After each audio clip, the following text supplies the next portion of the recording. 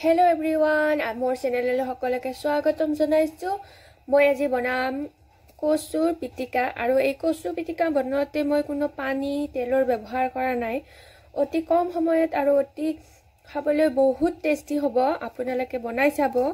তেতিয়া হলে বনাও হওক। ইয়া কেৰাহীটো উঠাই দিছো। জুইটো একেবাৰে কমাই লৈছো।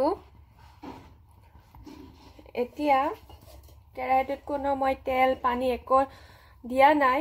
এতিয়া ডাইৰেক্ট মই কচুখিনি দি দিছো। কচুখিনি দি দিছো। ইয়া কচুখিনি দিয়াৰ পিছত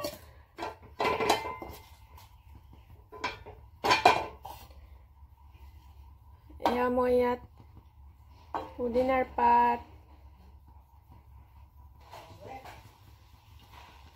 পাতখিনি দিয়াৰ পিছত এতিয়া মই এটা বিলাহী লৈছো, সৰু সৰুকৈ কাটি দিছো। তাৰ পিছত ধনিয়াৰ পাতখিনি দি দিছো। আদা সৰু সৰুকৈ কাটি লৈছো, এইটো দিছো। ইয়াৰ পিছত নহৰু দুফাল কৰি কাটি লৈছো। এইবাৰ দিছো মই পিয়াজ। মই দুটা পিয়াজ লৈছো, অলপমান ডাঙৰ ডাঙৰকৈ কাটি লৈছো। এতিয়া কেঁচা জলকীয়া আৰু পকা জলকীয়া মই মিক্স কৰি লৈছো। এতিয়া দুফালকৈ কাটি লৈছো আৰু এই নৰসিংহৰ পাত কেইটা মই চিঙি দিছো।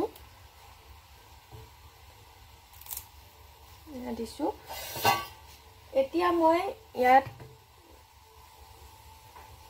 নিমখ দিছো 1 চামুচ। এইখিনি দিয়াৰ পিছত মই ঢাকনিৰে 15-20 মিনিটৰ কাৰণে ঢাকি থৈ দিম। আৰু আপোনালোকে জুই একেবাৰে কম কৰি ৰাখিব, নহলে পুৰি যাব। এতিয়া 10 মিনিট মান হ'ল। এতিয়া মই ঢাকনিখন গুচাই অকমান লাৰি দিম।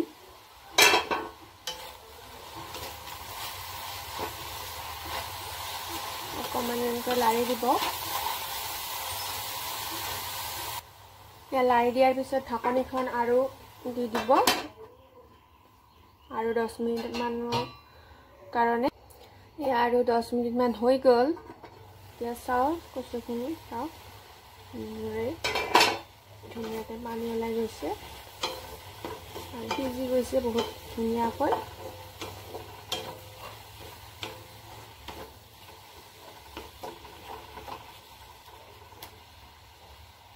এতিয়া এইখিনি হৈ গ'ল আৰু এতিয়া আমি গেছটো অফ কৰি দিম।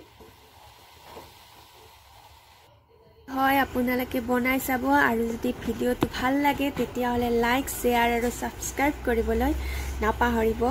Thank U.